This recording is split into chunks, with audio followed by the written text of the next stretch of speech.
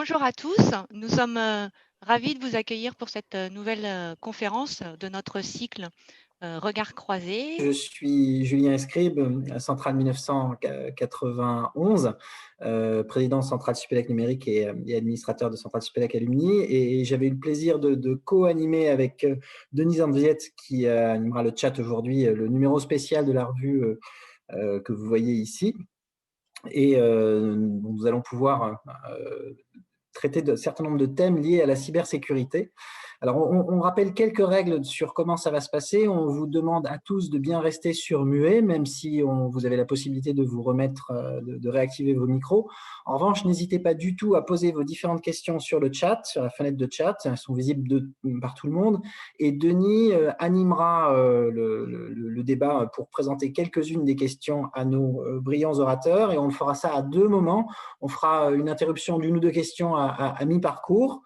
Et puis, on a prévu du temps à la fin pour pouvoir traiter les différentes questions et commentaires que vous pourriez avoir. Donc, je vous propose de passer à la slide suivante. Et je présente nos deux orateurs d'aujourd'hui. Donc, nous avons le plaisir d'avoir à nos côtés Jean-Pierre Bruandé, PhD, qui, comme vous le voyez, est formateur, consultant sur des sujets de cyber et d'agilité, qui a aussi le titre mystérieux et attractif de hacker éthique certifié. Il conçoit des cours et des plateformes d'entraînement et il intervient pour donner des cours nombreux à Centrale Supélec ExEd, la formation continue dont parlait Sarah précédemment.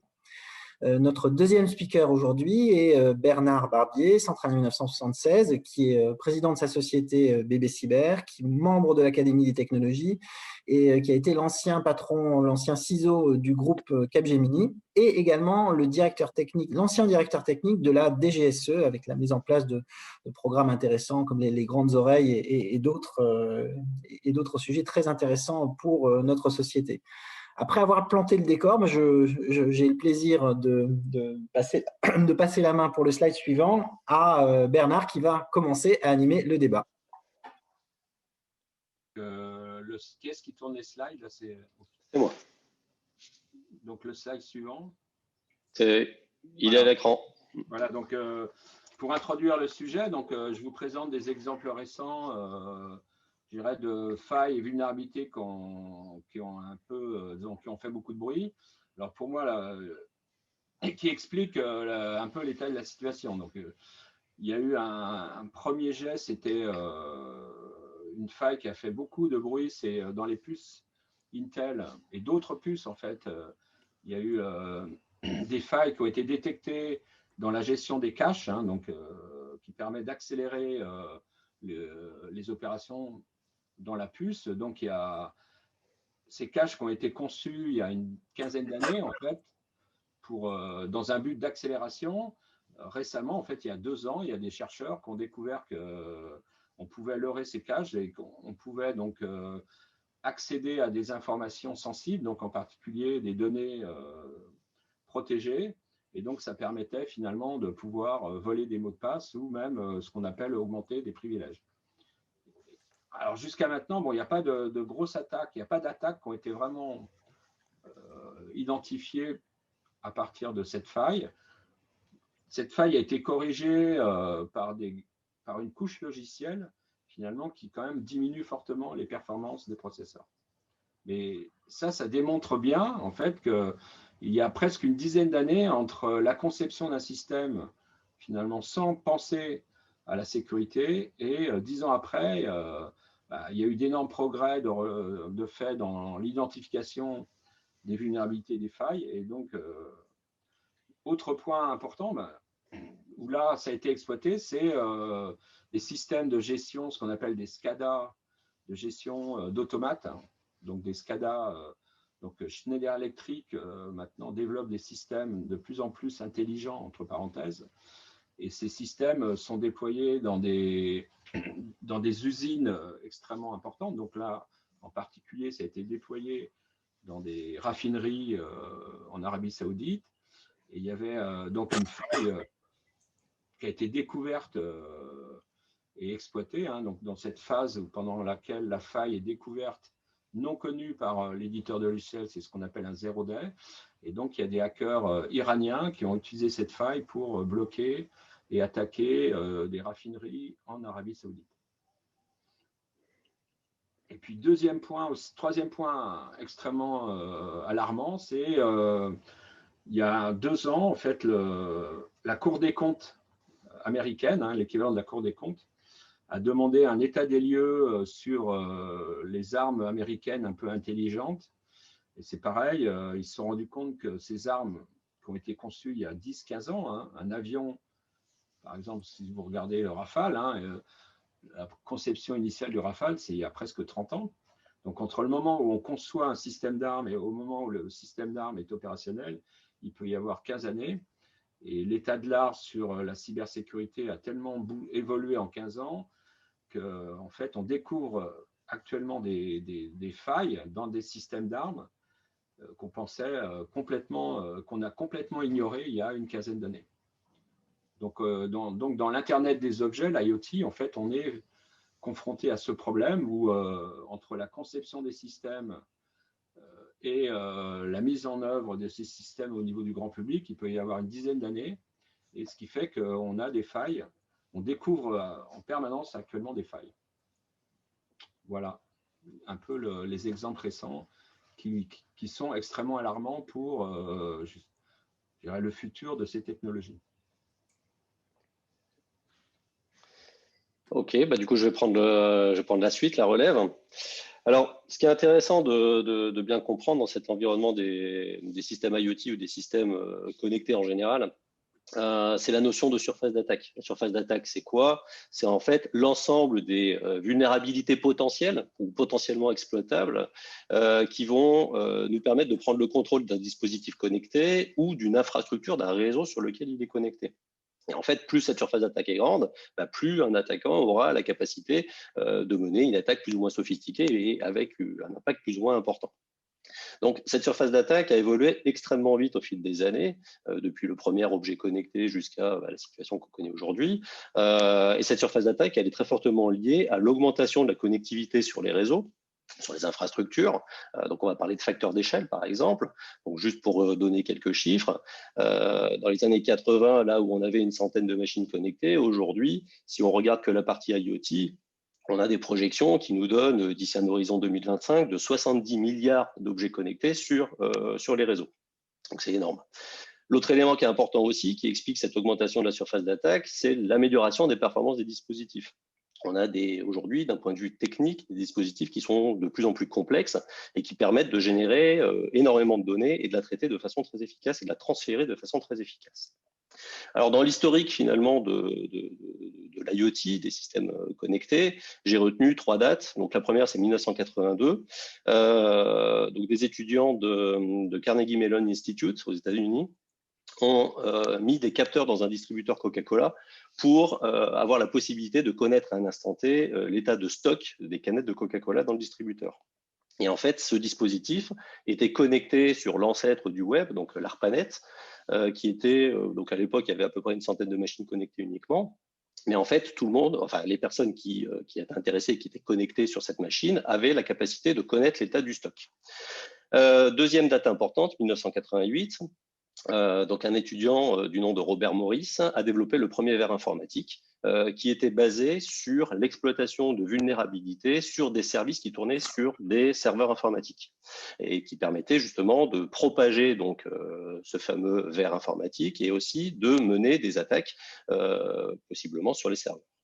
Donc ça, c'est 2 éléments importants qui permettent déjà de montrer l'émergence des systèmes connectés et deuxièmement, la faisabilité des attaques informatiques.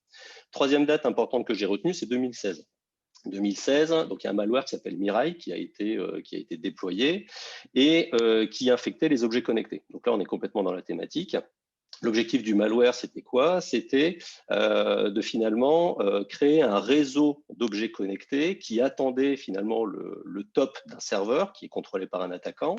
Et en fait, l'ensemble de ce réseau de systèmes infectés envoyait des quantités de données très importantes, c'était de l'ordre de 1 terabit par seconde pendant les grands moments en termes d'attaque, sur une cible privilégiée. Donc les cibles privilégiées, il y a eu la société OVH qui a été attaquée, Il y a eu la société DIN aussi, qui fournit des services DNS pour des entreprises comme Twitter, Netflix et autres. Et en fait, la conséquence, c'est un déni de service, c'est-à-dire que les serveurs attaqués ne pouvaient plus répondre à des sollicitations extérieures, et légitimes cette fois. Et dans ces conditions, on parle de déni de service distribué parce qu'il y a énormément de systèmes qui ont mené l'attaque. Alors, quand je dis énormément de systèmes, donc il faut savoir que dans le cas de les premières versions de Mirai, on avait 600 000 objets connectés qui étaient utilisés, exploités pour mener des attaques. Alors, 600 000 objets, ça paraît pas grand-chose par rapport aux 17 milliards ou aux 70 milliards d'objets connectés qu'on peut estimer aujourd'hui et dans un horizon de 5 ans sur l'ensemble du réseau. Mais ça commence à faire pas mal de bruit. Alors, l'écosystème d'aujourd'hui, donc je l'ai représenté sur la planche sur la droite, en fait, il est extrêmement complexe. Il est extrêmement complexe, pourquoi? Parce qu'on a plusieurs technologies de systèmes qui sont proposées, qui va du simple capteur, donc un accéléromètre, un thermomètre, un gyroscope ou ce genre de choses, et des systèmes beaucoup plus complexes. Les smartphones, par exemple, sont des systèmes plus complexes. L'autre élément qui est important aussi, c'est que ces objets connectés sont des systèmes qui sont utilisés dans tout type d'industrie. On retrouve dans l'aéronautique, dans le transport en général, dans la production d'énergie, dans la finance, dans l'agriculture, bon, etc., etc. Et on le retrouve aussi dans les aspects un petit peu plus ludiques, avec notamment les drones commerciaux qu'on peut acheter pour s'amuser un petit peu, prendre des photos ou des vidéos aériennes, etc., etc. Donc en fait, tous les secteurs sont concernés par ces objets connectés. Un autre élément, et puis là je vais rebondir un petit peu sur ce que disait Bernard, très justement, c'est qu'il y a un problème de durée de vie en fait. C'est-à-dire que les systèmes qu'on va retrouver dans cet écosystème ont des durées de vie qui sont variables. Donc, ça va de plusieurs dizaines d'années, notamment pour des systèmes aéronautiques, jusqu'à des systèmes donc, type électroménager, par exemple, qui ont des durées de vie d'une dizaine d'années, et des systèmes qui ont des obsolescences beaucoup plus rapides, tels que tous les systèmes de télécommunication, par exemple les smartphones, qui, eux, quasiment tous les 2 ans, changent de génération. Donc, en fait, on a tout un écosystème qui est extrêmement variable, complexe, avec des obsolescences à gérer qui sont extrêmement complexes aussi, et des vulnérabilités qui sont présentes sur ces dispositifs, qui n'étaient pas initialement identifiés, et qui peuvent être exploités dans le futur. D'accord? Donc, ça pose énormément de problèmes, et ces problèmes, finalement, c'est ce qu'on retrouve notamment avec l'exemple de Mirai qui a été présenté tout à l'heure. Alors, on va regarder un petit peu regarder de plus près ces risques et vulnérabilités sur ces systèmes connectés. Un objet connecté, par définition, c'est quoi? C'est un système qui va gérer de la donnée, donc de l'acquisition, du traitement, de la transmission, du stockage. Et ce système connecté est constitué d'un ensemble matériel, donc les composants, les puces électroniques, et logiciels, donc tous les applicatifs qui vont tourner ou les firmware qui vont faire tourner les composants. Et ce hardware et ce software cohabitent ensemble. Et en fait, ce qui est important de voir, c'est que la vulnérabilité de l'un peut entraîner l'exploitation de l'autre. D'accord? Donc, en termes de surface d'attaque sur ces objets connectés, on a les composants à proprement parler. Bernard a parlé, par exemple, des processeurs Intel avec l'exploitation des caches. On va retrouver des connecteurs qui permettent de faire des opérations de maintenance sur les dispositifs. On va retrouver comme autre surface d'attaque ce qu'on appelle des canaux auxiliaires, c'est-à-dire qu'en fait, on va écouter les composants et puis on va regarder comment ils se comportent. Donc, par exemple, on va mesurer la consommation électrique, on va regarder l'émission d'ondes électromagnétiques et tout ça crée une fuite d'informations qui peut être exploitable.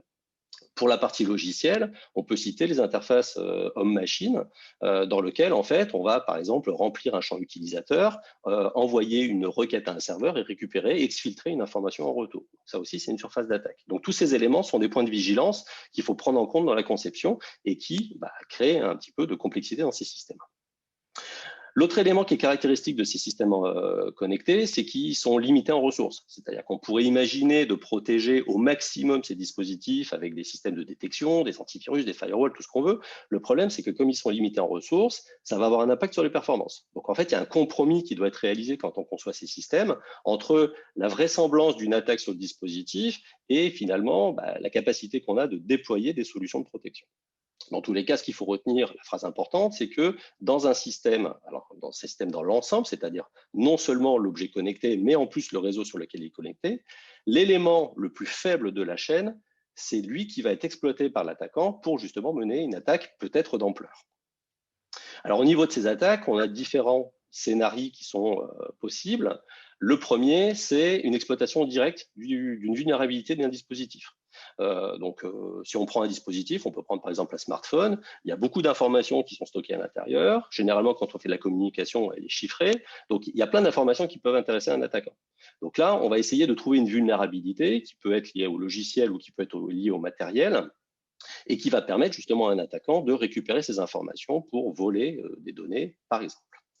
L'autre scénario d'attaque, c'est une exploitation qui va nous permettre de mener une attaque dite par rebond. C'est-à-dire qu'en fait, on va utiliser la vulnérabilité d'un système connecté pour attaquer une autre cible. Donc, je vais prendre l'exemple qui est représenté sur ce slide de la Jeep Cherokee, qui date de 2016, où 2 chercheurs en cybersécurité ont réussi à rentrer sur le système qu'on appelle d'infotainment de la Jeep Cherokee. Donc, c'est tout le système qui gère le Wi-Fi dans la voiture, la connexion Bluetooth, la radio, etc. Et en fait, le problème de cette voiture, c'est que le réseau d'infotainment n'était pas isolé du réseau qui contrôle les organes de sécurité de la voiture, donc notamment avec le buscan qui était complètement accessible. Et en fait, ces attaquants ont montré que depuis leur canapé, ils étaient capables de prendre le contrôle des organes de sécurité de la voiture. Et là, la photo qui est montrée, en fait, ils ont pris le contrôle de la direction de la voiture et ils l'ont emmené droit dans le fossé. Voilà. Donc voilà le genre d'attaque qu'on peut mener sur des systèmes qui seront mal conçus. Donc, je vais laisser la parole maintenant à Bernard, qui va vous parler donc des risques de la 5G. Oui, je voulais vous, en fait, je vais vous parler de la 5G parce que je pense que c'est quelque chose qui est tout neuf puisqu'on ne l'a pas encore réellement déployé. On commence à peine. Bon, ça fait parler beaucoup de gens parlent de la 5G. On parle beaucoup de Huawei qui pourrait être un danger sur la 5G. Je pense que ce qui est très important, c'est que compte tenu de tout ce qu'on vient de dire, on est là dans un problème global, complexe, et qu'il est vraiment impératif de résoudre. Voilà, donc la 5G introduit de nombreuses fonctionnalités très nouvelles. Donc c'est une rupture totale par rapport à la 4G, c'est vraiment, et c'est une technologie de rupture, c'est ça qu'il faut comprendre. Donc, son déploiement, en fait, va impliquer l'apparition de nouveaux cyber-risques qui sont complètement nouveaux et qui inquiètent énormément l'Europe et toute la communauté des télécoms, en fait. Donc, on peut dire que la 5G, c'est une infrastructure la plus critique jamais créée en matière de cyber et d'elle dépendra la sécurité de toutes les autres, en fait. C'est ça qui, en fait, moi, me fait très peur. C'est que là, on est en train de diffuser, et sûrement très vite, parce qu'on a besoin finalement de ce système de télécom qui va inonder finalement toute notre vie. On en a besoin de façon urgente pour, par exemple, déployer l'Internet des objets partout, déployer des nouvelles usines, etc., etc. Et on est face à un problème, je dirais, d'ingénierie extrêmement critique et où la sécurité sera au cœur du système, en fait.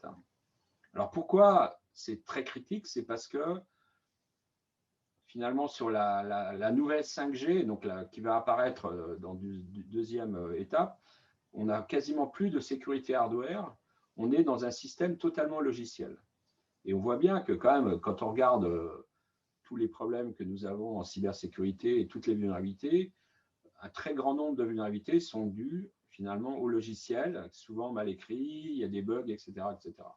Et donc, on a deux systèmes logiciels extrêmement complexes qui vont apparaître. C'est ce qu'on appelle le Software Defined Networking, le SDN, donc c'est des technologies qui permettent de reconfigurer dynamiquement tous les équipements réseau en fonction des besoins. Donc, ça sera complètement logiciel. Et puis, le Network Function Virtualization, le NFV, qui va permettre finalement de dissocier le matériel du logiciel pour les équipements réseau. Donc, on aura 2 couches logicielles très fondamentales qui vont permettre finalement de rendre le système 5G extrêmement fonctionnel. Ça va permettre de répondre aux besoins, par exemple, des entreprises. Dans la génération 5G+, finalement, on n'aura quasiment que des réseaux 5G, on n'aura plus de Wi-Fi, on n'aura plus de Bluetooth, etc. On envisage effectivement de déployer partout cette 5G dans les usines, au niveau du trafic routier, de la ville intelligente, etc., etc., pour la santé, par exemple, pour faire des opérations à distance, etc. Et donc, on voit que cette nouvelle 5G, en fait, va introduire des menaces extrêmement complexes à traiter. Et surtout, la génération d'après, c'est-à-dire qu'on aura ce qu'on appelle la 5G standalone. La première 5G qui commence à être déployée est très adhérente encore à la 4G. Mais on aura, et les opérateurs poussent beaucoup parce que ça leur permettra de faire beaucoup d'économies sur leur système.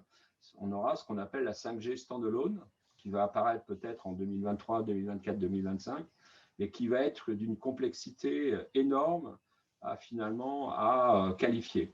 Moi, les experts de l'ANSSI me disent que quand ils regardent les dossiers sur les nouveaux systèmes 5G, ils se posent la question comment ils vont qualifier la sécurité du système. Donc, quand on voit toute l'histoire de la cyber, avec tous les problèmes que nous avons eus, je pense que là, on est face à un énorme problème. Et moi, la difficulté que je vois apparaître, c'est sur la pression finalement des opérateurs qui vont vouloir rentabiliser très vite leurs investissements, parce que pour acheter les fréquences, ils ont payé beaucoup. Donc, ils vont vouloir déployer extrêmement rapidement des réseaux 5G, qui peuvent être des réseaux privés, par exemple, pour une usine, mais qui risquent finalement de présenter des vulnérabilités extrêmement fortes. Et puis surtout, le problème de Huawei, je pense que c'est un problème plus pratique. C'est-à-dire que moi, j'ai fréquenté un peu les Chinois, et les Chinois ont quand même un problème de fond dans l'écriture de la qualité du logiciel. Ils veulent aller très vite, donc la qualité du logiciel écrit par les ingénieurs chinois de Huawei sont quand même, à mon avis, posent des problèmes. Je pense qu'il n'y a pas vraiment de backdoor au sens Snowden, ce qu'a montré Snowden par exemple pour Cisco, mais c'est des failles logicielles qui seront exploitables. Et ce qu'a dit, je ne sais pas si vous avez écouté il n'y a pas très longtemps Guillaume Poupard, il a dit que si on découvre finalement des failles logicielles critiques dans des réseaux 5G, par exemple dans les années 2023-2025, qui seront déployés quasiment partout, dans toute la vie courante, notre vie courante à nous, mais les entreprises, les collectivités locales, les hôpitaux, etc. Là, c'est quasiment, on est dans un problème aussi important qu'une guerre nucléaire. C'est-à-dire qu'on pourrait bloquer potentiellement, je dirais, quasiment toute notre vie future. Et ça, il faut vraiment y penser dès maintenant. Voilà ce que je voulais. Voilà, donc la 5G, c'est une énorme évolution scientifique et technique, mais c'est aussi un énorme risque, c'est un énorme problème pour la cybersécurité. Voilà ce que je voulais vous dire. Je ne sais pas, je crois qu'il y a des questions, il y a des… Ouais, du coup, Julien Alors, il y a quelques questions techniques, même relativement très techniques, qui ont été posées. On y reviendra plus tard parce que c'est pas forcément facile à répondre comme ça à l'écran. Je reprendrai une des questions plus génériques. Comment concilier sûreté, sécurité, comment aligner les services, les SLA en particulier?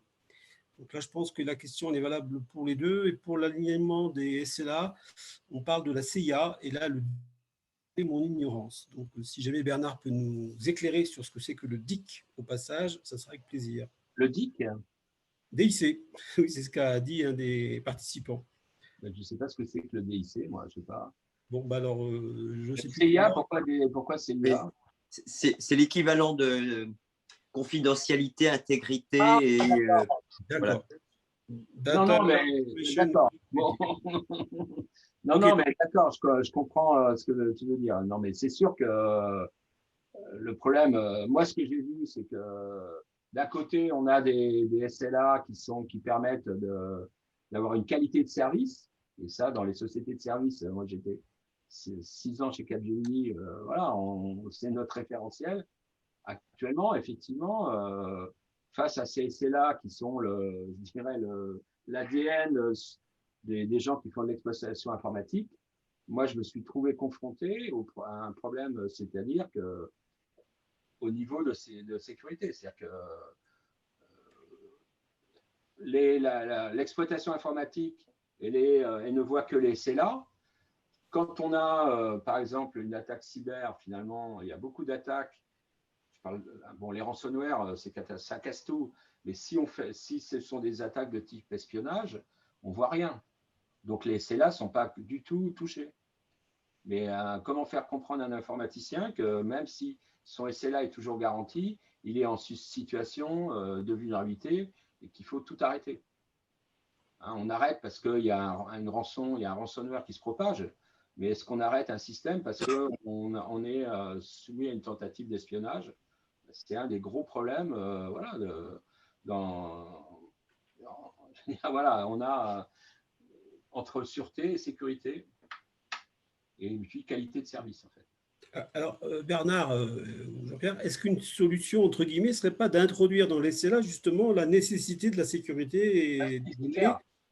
Ben, il faudrait pouvoir mesurer un état de vulnérabilité. Bon, il y a des outils qui permettent de faire une vulnérabilité statique, plus ou moins. Hein, donc, ce qu'on appelle, en gros, donc en scannant les vulnérabilités externes, on peut avoir une mesure.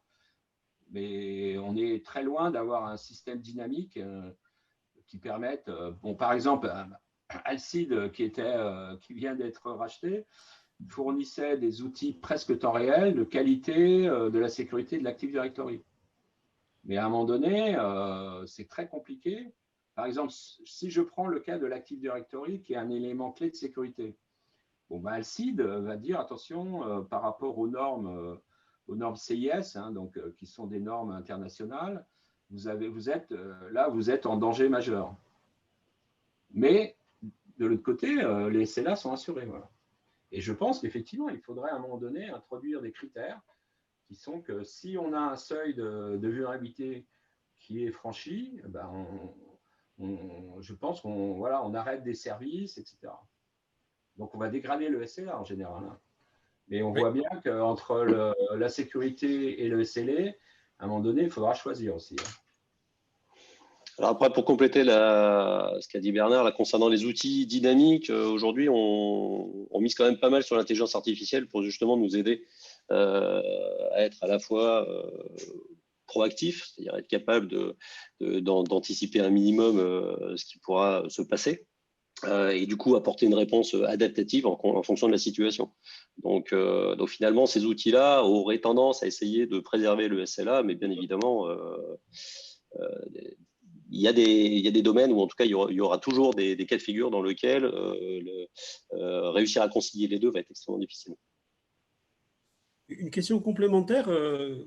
On met de plus en plus dans le cloud des entreprises toute ou partie de leur système d'information. Comment un client peut s'assurer que son fournisseur respecte bien et lui garantit que son cloud est bien protégé? Je peux patiemment répondre à cette question.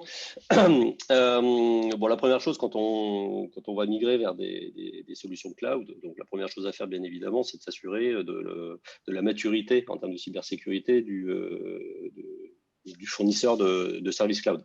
Donc, regardez un petit peu comment il va gérer son parc, comment il gère la sécurité, la cybersécurité en l'occurrence, notamment par rapport donc aux dispositifs qui permettent de faire de la détection, mais aussi en cas d'incident, quelle va être la réactivité et donc les mesures qui vont être prises pour justement protéger nos actifs qu'on va déposer chez lui. Donc ça, c'est le premier point. Deuxième point qui est important, bien évidemment, faire confiance à un tiers, c'est bien, mais ça n'exclut pas le contrôle. Donc vous avez tout à fait la possibilité aussi de mener des activités d'audit ou de test vis-à-vis des solutions cloud. Et ça, c'est super important en fait. Et ça doit être contractuel. Et ça peut être contractuel, en effet. Je pense qu'il faut le mettre dans le contrat. Oui, ça doit être contractuel. Attention, c'est limité. Hein, si on prend, moi je connais assez bien Microsoft, on voit bien qu'il y a un certain nombre de limitations. De l'autre côté, il y a des standards internationaux qui ont été créés sur la sécurité dans le cloud. Donc, malheureusement, bon, ces standards sont pilotés essentiellement par des acteurs américains, parce que je crois que même OVH n'y est pas dedans. Ou peut-être y est, mais en tout cas, il y a 4 ans, il n'y était pas dedans. Et le contrôle de ce qu'on peut faire, par exemple, dans Azure ou Microsoft 365 est quand même très limité. Hein. Maintenant, si on regarde le niveau de sécurité apporté par ces solutions, c'est par rapport à une solution on-premise, c'est-à-dire par rapport à votre propre solution, vous êtes dans un facteur 10. Hein, c'est-à-dire que vous avez un niveau de sécurité qui est 10 fois mieux géré que ce que vous pouvez avoir, vous, dans votre entreprise. Maintenant, le problème qui est récurrent, c'est le problème de l'accès aux données, c'est-à-dire que le gouvernement américain se réserve le droit d'accéder aux données, même si les données sont stockées dans un data center Microsoft en France. Donc, le problème résiduel, c'est ça, en fait.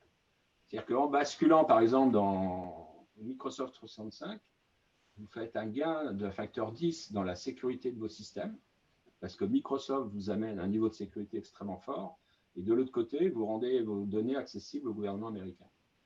Et donc, et en sachant que vos données, vous ne savez pas vraiment où elles sont, hein, parce que le cloud est réparti entre l'Asie, l'Europe et les États-Unis. Donc,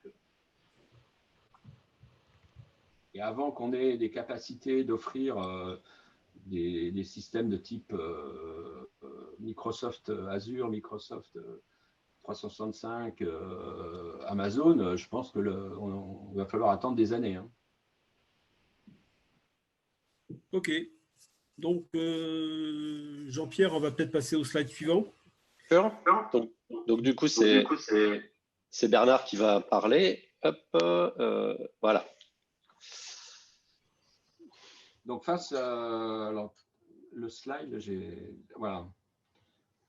Donc face à finalement à cette évolution majeure dans les technologies de l'information, l'apparition de toutes ces menaces en cyber,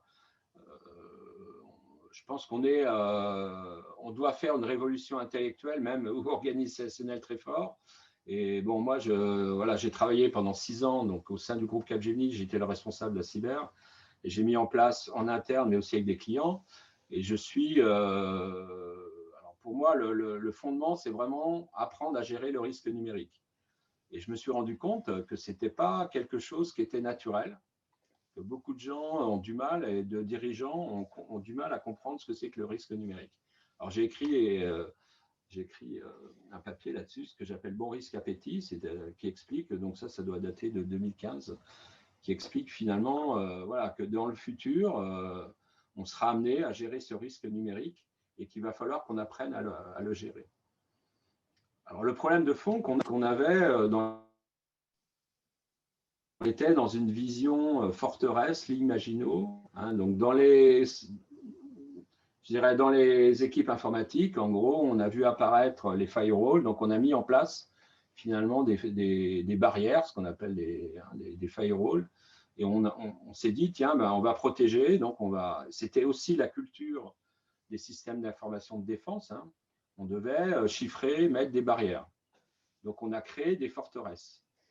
Et on s'aperçoit maintenant, avec NAS, que ces forteresses, que cette ligne Maginot, elle est très facile à contourner. Toutes les lignes Maginot ont été contournées. Et donc, pour moi, il faut passer finalement d'une vision forteresse ligne Maginot à une vision d'aéroport. Hein, puisque un aéroport, c'est quelque chose de très complexe, mais il faut aussi y apporter beaucoup de sécurité. Hein. C'est un endroit très risqué, très fluide, où il y a un mélange, voilà, il y a une fluidité au sein de l'aéroport, et on voit bien que ça repose sur un certain nombre de concepts qui sont identifiés. Donc ces concepts, en fait, ont été repris par un standard international qui s'appelle le NIST, et qui sont identifiés, monitorés, détecter, réagir, prévenir et durcir. Hein, donc le NIST, maintenant, en fait, on a un standard international qui arrive, qui utilise un référentiel américain qu'on appelle NIST, hein, et qui repose sur, je dirais, 5 éléments clés. Donc, identify, donc il faut identifier la menace, la connaître. Il faut protéger, donc mettre des barrières. Il faut détecter, répondre, réagir et réparer. Et ce qu'on s'aperçoit, c'est que dans notre culture, un peu, en tout cas actuellement en France, beaucoup d'équipes informatiques sont focalisées sur le protéger. Donc on met des firewalls, on met des murs, etc. Et on s'aperçoit que toutes les protections, finalement, l'histoire a montré que toutes ces protections sont facilement contournables. Et donc, il est fondamental de mettre en place maintenant une fonction de détection et de réaction. Detect and react. Et ça, en fait, pour mettre en place, il faut changer vraiment l'organisation. Moi, je pense que dans les grands groupes américains, ils ont fait leur évolution. Il faut sortir les équipes cybersécurité de la DSI parce que il faut séparer l'exploitant et le contrôleur. Parce que la DSI, si elle est exploitant et qu'elle contrôle ce qu'elle fait, il y a un problème, il y a un conflit d'intérêt énorme. Donc le DSI, il aura du mal à expliquer au PDG que ce qu'il fait, finalement, est mal sécurisé. Lui, il va expliquer, voilà. Donc, je pense que pour garantir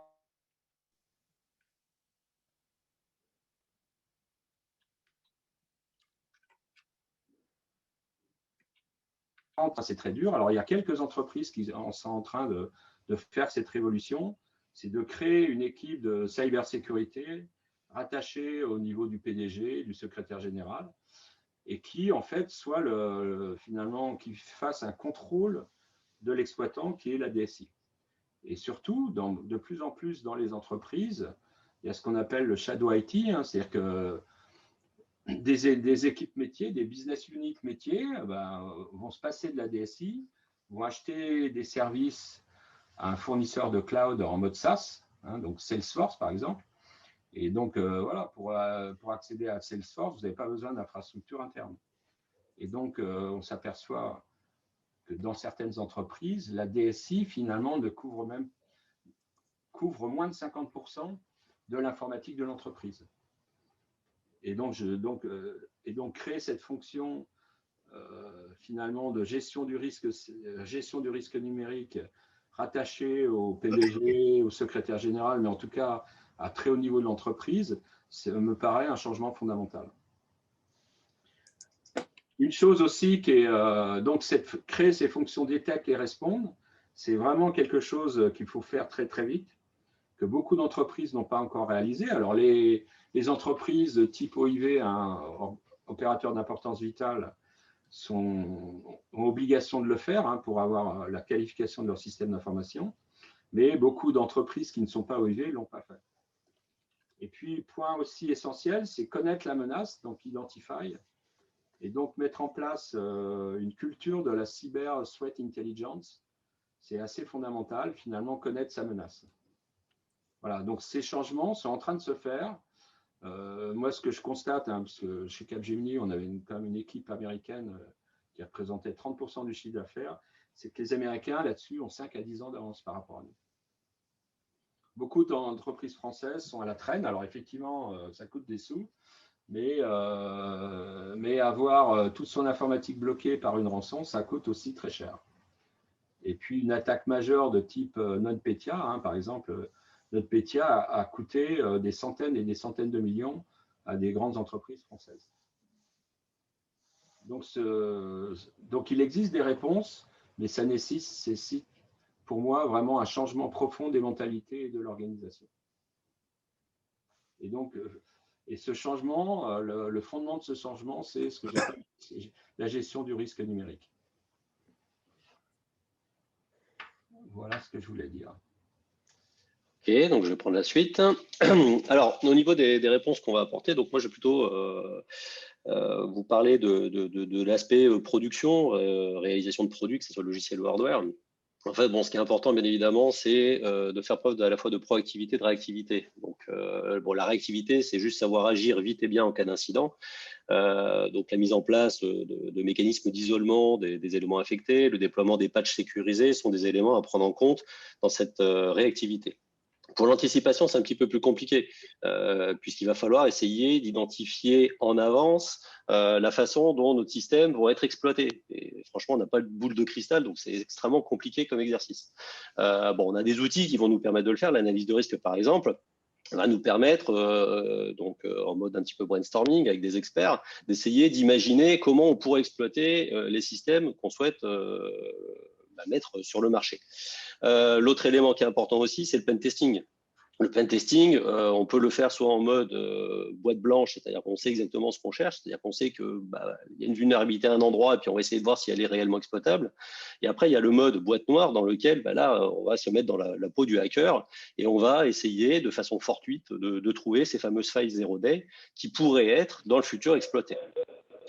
Au niveau des changements des cultures, donc là aussi c'est très important, il faut bien comprendre que la cybersécurité c'est une affaire de tous. Ça veut dire toutes les personnes à toutes les strates de l'organisation. Que ce soit au niveau des équipes qui réalisent les produits, mais aussi au niveau des personnes qui vont les maintenir dans le futur. Alors, pour réaliser ce changement de culture, on va beaucoup s'appuyer aussi sur un ensemble de bonnes pratiques. Donc, les bonnes pratiques, Bernard a mentionné notamment le NIST comme étant un organisme référent. Bon, il y en a d'autres, il y a l'ANSI, bien évidemment, il y a l'OWASP, Open Web Application Security Project, et le MITRE, qui est un organisme aussi qui est cofinancé par le NIST, et qui recense un ensemble de bonnes pratiques dans le développement des produits, mais aussi des vulnérabilités connues sur des systèmes existants. Donc ça, c'est des bases de données qui sont très importantes et que on va aller consulter assez souvent, fréquemment, quand on va développer des nouveaux systèmes. Au niveau des cycles de développement des produits, on va intégrer la cybersécurité. Donc ça veut dire quoi? Ça veut dire qu'on va se mettre dans une approche dans laquelle le risque cyber doit être pris en compte au même titre que les besoins fonctionnels que le produit doit réaliser. Donc, l'analyse de risque est vraiment au cœur de tout. Donc, l'analyse de risque, telle que par exemple la méthode EBIOS, est une approche qui est très intéressante parce qu'elle va nous permettre de nous mettre de l'impôt dans la peau de l'attaquant et d'essayer de voir comment le système qu'on souhaite développer va être attaqué ou peut être attaquable. Et à partir de là, une fois qu'on a identifié ces scénarios opérationnels, on va essayer de les valoriser, c'est-à-dire essayer de mesurer une vraisemblance d'attaque. Et c'est en ça que finalement, tous les risques ou toutes les vulnérabilités qui existent sur les systèmes ne vont pas être traités de la même façon. Donc, c'est pour ça qu'il y aura toujours des vulnérabilités sur des systèmes qui seront sur le marché, mais par contre, la probabilité d'une attaque sur ces systèmes est peut-être quasiment nulle. Donc ça, c'est très important. Donc cette analyse de risque va conduire à l'élaboration d'un ensemble de spécifications en termes de cybersécurité, au même titre que les besoins fonctionnels, et c'est ça qui va nous permettre de faire ce qu'on appelle le Secure by Design, c'est-à-dire de concevoir des systèmes qui sont sécurisés, d'accord, par nature, parce qu'on les a conçus comme ça. Donc ça, c'est très important. L'autre élément qui est important, donc j'en ai parlé notamment avec le pen testing, c'est le test. Le test est fondamental dans des approches de protection des systèmes. Donc pendant tout le cycle de développement du produit, de conception du produit, et même pendant la vie du produit, une fois qu'il va être en mode maintenance, on va faire du test, on va continuer à faire du test d'intrusion pour essayer de voir si justement il n'y a pas des failles qu'on aurait loupées pendant la conception et qui pourraient être exploitées dans le futur. Donc ça, c'est important. Et enfin, un dernier élément qui est important aussi, c'est d'adapter les environnements de projet et de production. Donc l'environnement de production, donc il y a un exemple qui est tout frais avec SolarWinds, par exemple, dans lequel en fait, il y a eu une corruption de l'environnement de production qui était censé être sécurisé, mais en fait, les attaquants ont réussi finalement à s'insérer au bon moment finalement dans le cycle de production des logiciels pour faire en sorte que les logiciels qui soient vulnérables, c'est-à-dire dans lequel on aura un malware, soient reconnus comme étant des solutions légitimes. Et ça, c'est catastrophique parce qu'une fois que vous allez déployer ces solutions qui contiennent des malwares et qui sont supposées légitimes, vous allez, vous, en tant qu'utilisateur, fermer les yeux, les installer et c'est bon, vous êtes infecté. D'accord ? Donc ça, c'est très important de bien parler aussi de la sécurisation des environnements de production. Et c'est tout ce qui est abordé dans on va appeler ça dans la culture du DevSecOps, dans lequel toute la chaîne de production va être sécurisée. D'accord ? Donc, non seulement on va sécuriser les produits qu'on va développer, mais la chaîne de production va être elle aussi sécurisée. Et enfin, dernier élément qui est très important, donc la formation des parties prenantes. Donc, toutes les parties prenantes et toutes les personnes qui vont être finalement impliquées dans ces projets de développement. Et ces formations vont de la simple sensibilisation à l'expertise technique.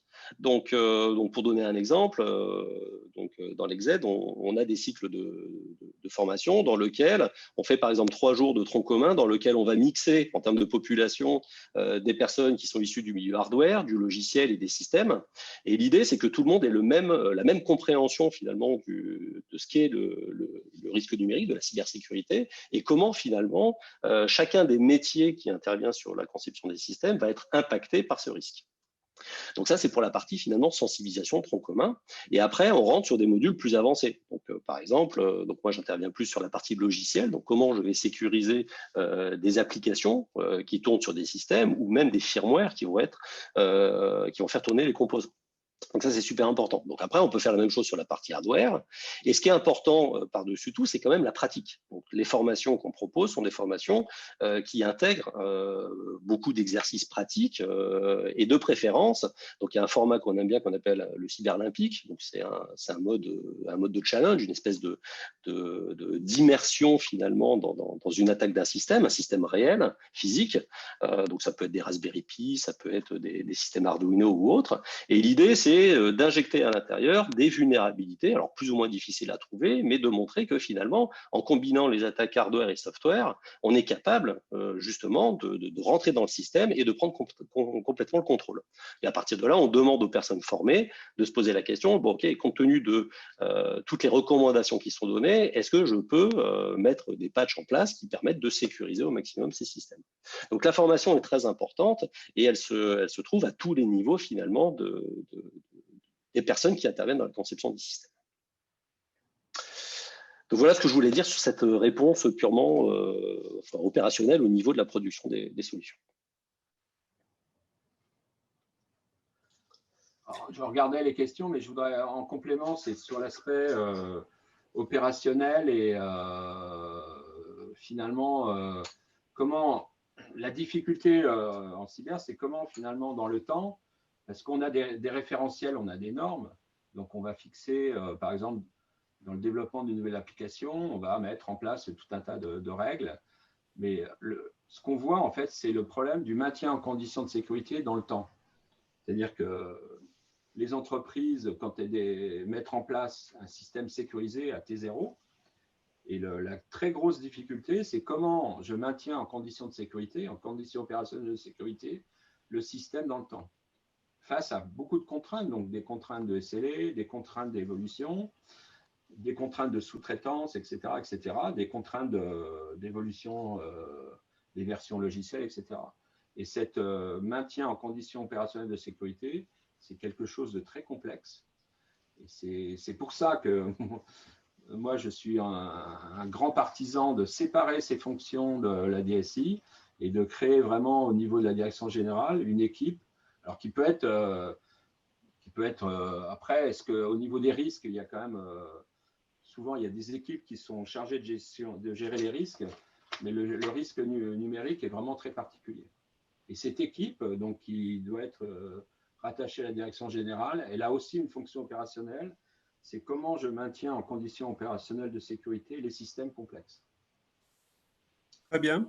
Voilà. Alors, je vais rebondir sur ce que vient de dire Bernard et par rapport à une des questions relativement organisationnelles. Est-ce que l'on doit effectivement s'organiser dans l'entreprise pour pouvoir gérer les risques et à qui faut-il rattacher les gens qui vont gérer les risques, les équipes risques en quelque sorte? Donc, dans une des questions, on faisait allusion aux travaux conjoints de l'AMRAE, l'Association pour le management des risques et des assurances de l'entreprise, et de l'ANSSI, avec donc un standard EBIOS RM qui a été diffusé par l'ANSSI. Alors, ces deux organismes diffusent effectivement pas mal de recommandations. Donc là, je peux inviter chaque participant intéressé par ça d'aller sur les sites de l'AMRAE et d'aller sur le site de l'ANSSI pour y trouver les informations qu'ils souhaitent.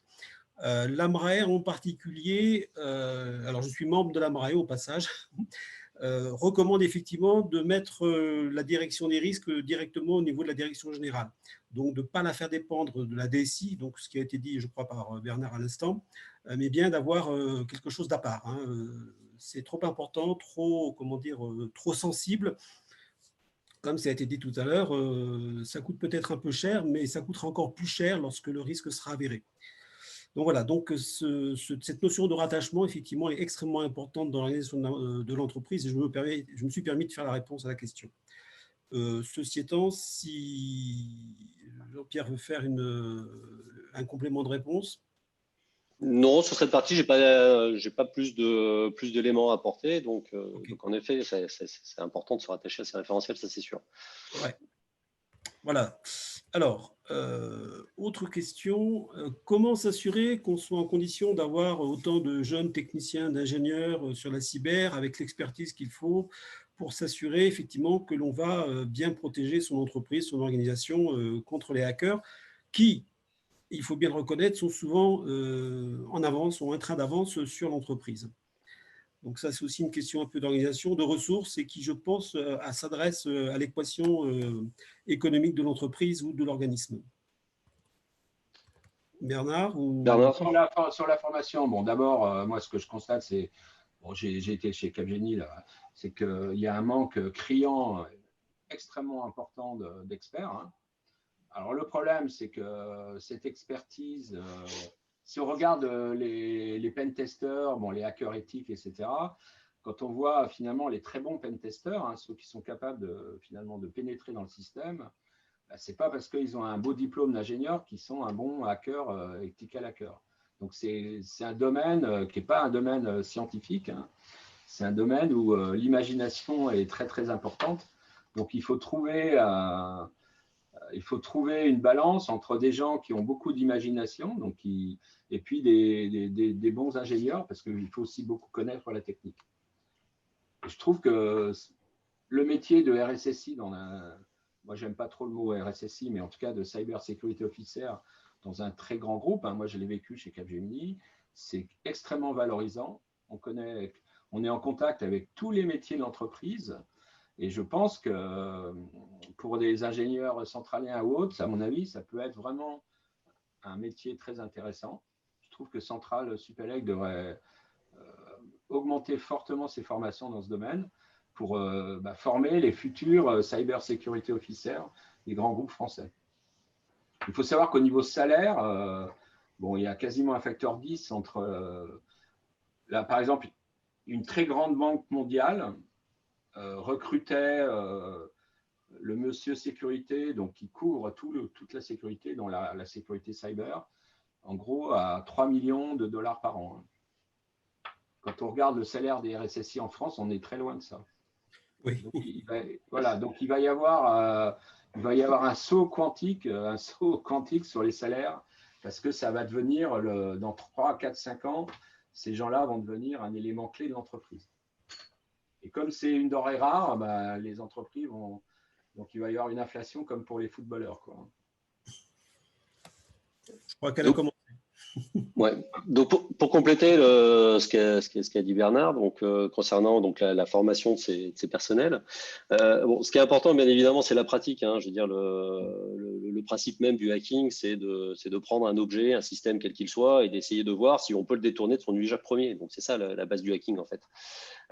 Donc en fait il faut être curieux. La curiosité, ça s'apprend pas à l'école, ça s'apprend pas. Enfin, c'est pas un diplôme qui nous dit qu'on est curieux ou pas. Donc ce qu'il faut c'est pratiquer, pratiquer, pratiquer.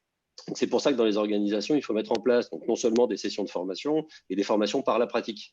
Donc, il y a beaucoup de référentiels qui existent, qui proposent des ateliers de hacking. Donc, pour les aspects plus cybersécurité DSI, on a des sites comme HackTheBox, par exemple, qui proposent des challenges justement dans lesquels on va essayer de rentrer sur des systèmes qui ont des vulnérabilités. Donc ça, c'est de la bonne pratique. Et l'autre élément qui est important aussi, c'est de mettre en place dans les organisations des communautés de pratique. C'est-à-dire que vous avez des équipes qui ont fait des découvertes, qui utilisent des outils, etc. Et il faut partager cette connaissance, cette intelligence, puisque c'est plus une connaissance, c'est une intelligence à ce niveau-là, au sein même de l'ensemble de l'organisation, du groupe, ou même au niveau de la communauté dans son ensemble. D'accord ? Donc face à du hacking, c'est super important de finalement tous travailler ensemble dans la même direction. Donc mettre en place des communautés de pratique, c'est fondamental. Et du partage, oui. Ouais. Sur les cyberassurances, j'ai vu qu'il y avait une question sur l'assurance. Alors oui, mais on arrive en fin de session, donc Sarah me rappelle qu'il faut terminer à 12h30.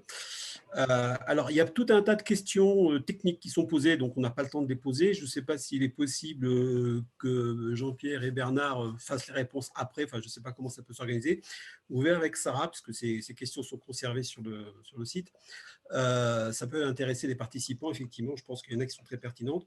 Il y a des questions aussi sur l'assurance. Donc, il existe des cyberassurances, j'en dirai pas plus. Après, c'est un choix de l'entreprise, effectivement, de faire l'équilibre entre l'auto-assurance et la cyberassurance.